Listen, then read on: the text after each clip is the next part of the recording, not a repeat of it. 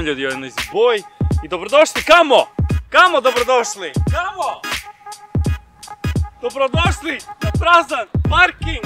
Gle! What the fuck man?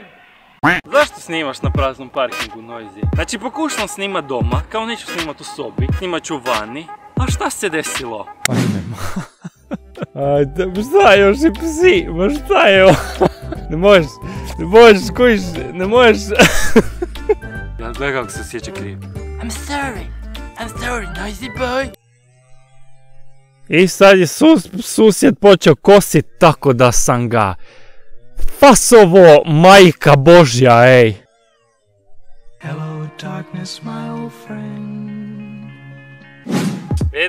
Eda, nemoguće. Mission impossible, my friend.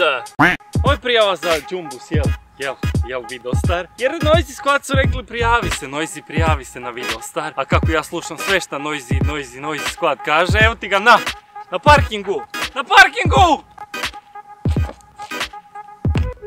Kad ne radim sranja po parkinzima, onda snijam igrice i tako to. I s obzirom da ovaj video ne smije biti jako dug, ja ne znam koliko još trebam snimat, tako da to je to. Mislim da će to.